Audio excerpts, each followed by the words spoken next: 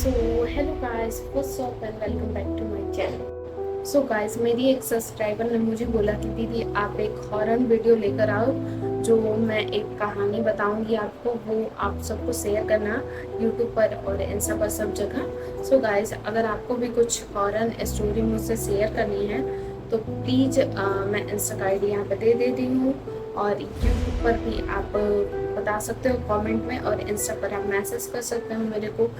So guys, अब चलो, अब मैं स्टोरी बताती हूँ। और उस लड़की ने मुझे मना किया है कि दीदी आप प्लीज़ मेरा नाम मत बताना वीडियो में। सो गाइस, तो मैं उसका नाम अभी के लिए मैं रिया रख देती हूँ।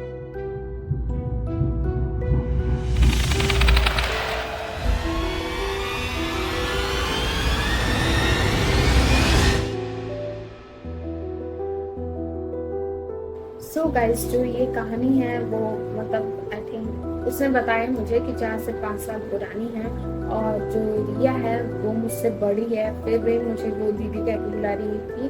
सो गाइस, जो रिया है उसके फैमिली में उसकी मम्मी है और उसके ग्रैंड पेरेंट्स हैं, और गाइस उसके फादर नहीं है, उसके फादर की डेथ हो चुकी है।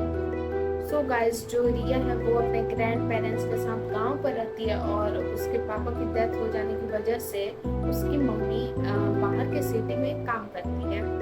उसकी मम्मी एक होटल में वर्कर है, जो कि गांव से 20 किलोमीटर दूर रहती है। और जिस होटल में वो काम करती है रिया की मम्मी, उधर उतना अच्छा मतलब इनकम नहीं मिल पाता है, जिससे उन सबको फाइनेंशियल मतलब उतना अच्छा नहीं रहता है। सो गाइस, मैंने आपको बताया कि रिया की मम्मी गांव पर नहीं रहती है, वो सिटी में रहती है, काम करती है, तो उन्होंने रेंट पे एक रूम ले रखा है।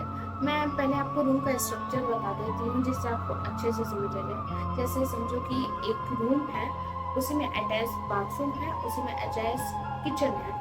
सो गाइस, जो रिया की मम्मी है वे होटल से 2 किलोमीटर दूर पर एक अपना घर लेती है, उससे उनका आना जाना स्कूटी से रहता है, अपने स्कूटी से। गाइस, जो रिया की मम्मी है वो हमेशा 6 बजे तक अपने घर आ जाती थी, बट एक दिन उनको ज़्यादा कुछ काम बढ़ जाने के चलते उनको अपने घर पे, जहाँ पे वे रेंट पे रहती थी, वहाँ उनको जाने में 9:30 हो गया। सो गाइस, जिस रास्ते से रिया की मम्मी आती थी, उस रास्ते में एक मतलब होता नहीं है, सुनसान जंगल पड़ता था, जंगल जैसा, और वहाँ पे बहुत सारे कचड़े फेंके रहते थे।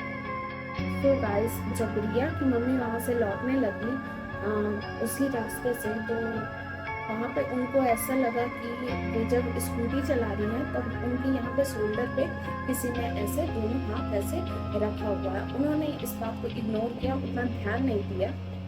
गाइस, जैसे ही वो घर आई, उन्होंने डायरेक्ट बाथ लेने के लिए चली गई, क्योंकि वे बहुत ज़्यादा थक चुकी थी। जैसे ही वे बाथ लेके बाहर आई, उन्होंने देखा कि उनका जो ब्लैंकेट है, वे बिछाया हुआ बेडशीट वे पूरा उड़ चुका है, मतलब हट चुका है वहाँ से, और नीचे एक इतना मोटा सा गद्दा टाइप का कुछ रखा था, वे भी हट चुका है। उनको लगा कि हवा से उड़ गया होगा, उन्होंने उतना उस बात को ध्यान नहीं दिया। सो गाइज, उन्होंने एक और बात नोटिस किया कि उनके घर में टिश्यू पेपर का बहुत सारा मतलब रोल टाइप का रखा हुआ था, 4-5 बॉक्स, वो पूरा फाड़ के फेंका हुआ था वहां पर। सो गाइस, उनको ये देखने के बाद भी लगा कि चोर उड़ाया होगा कोई, बट ऐसा नहीं था। अगर चोर आता भाई, जब एक ही गेट है तो गेट का जो लॉक लगाया हुआ था वो तो टूटना चाहिए था, वो भी नहीं टूटा था। तो उनको उस टाइम से कुछ डर लगने लगा था, फिर भी वे बात को इग्नोर कर रही थी। उन्होंने अगले दिन न्यू बेडशीट चेंज किया, और दोबारा से जब वे काम करके आई, उन्होंने देखा कि दोबारा से वही चीज हुआ है। गाइस, ये जो बेडशीट वाला काम होने के बाद उन्होंने देखा कि 2-3 दिन तक यही सेम थिंग हो रहा है, तो उन्होंने एक दिन क्या किया कि जो बेडशीट है उसको ऐसे नीचे की तरह मतलब दबा दिया, चाट दिया उसको, और उसके बाद वे अपने काम पे चली गई। जैसे ही वो रात हुआ गया है, उन्होंने देखा कि वो बेडशीट पे चाकू से ऐसे लग रहा है कोई मारा हो, ऐसे चाकू से उस बेडशीट पर मारा हुआ था। उनको इस बात को मतलब इस चीज सारी चीज़ों को देखकर उनको इतना ज़्यादा डर लगने लगा था, जिसके कारण से वो अपने फ्रेंड के साथ रहने लगी थी। उनकी एक फ्रेंड थी बगल की, उनके साथ वो रहने लगी थी। 2-3 दिन तक वे रूम लॉक होने के कारण उसमें इतना गंदा स्मेल आ रहा था, इतना गंदा स्मेल, जैसे डेड बॉडी जैसा नहीं, मतलब तब भी स्मेल आ रहा था बहुत गंदा। और गाइस घर भी इतना ज़्यादा गंदा हो रखा था, और जो बेडशीट है उस पर ब्लड के निशान भी थे कुछ कुछ। ये सब देखने के बाद वो बहुत ज़्यादा ही डर गई थी। तो उनकी जो फ्रेंड थी, जो उनके साथ जिनके साथ वो सोने लगी थी, तो उन्होंने बोला उनसे कि एक साधु या तांत्रिक टाइप के कोई हैं, उनके पास तुम जाकर देखो। सो गाइस, जो रिया की मम्मी थी वो साधु या तांत्रिक के पास जिसके पास गई, उन्होंने बताया कि जिस रास्ते से तुम आती हो, जहाँ पे कचरा फेंका रहता है, वहीं पर ही एक लड़के की एक्सीडेंट से डेथ हो गई थी, और वो चाहता है अब कि रिया की मम्मी की भी हो जाए। सो गाइस, ये सब जानने के बाद रिया की मम्मी बहुत ज़्यादा डर गई थी, और उनकी फ्रेंड और बहुत सारे उनके वर्कर्स ने बताया कि वहाँ पर हाँ 2-3 एक्सीडेंट ऐसे हो चुके हैं जो आज तक पता ही नहीं चला कि कैसे हुआ था वो एक्सीडेंट।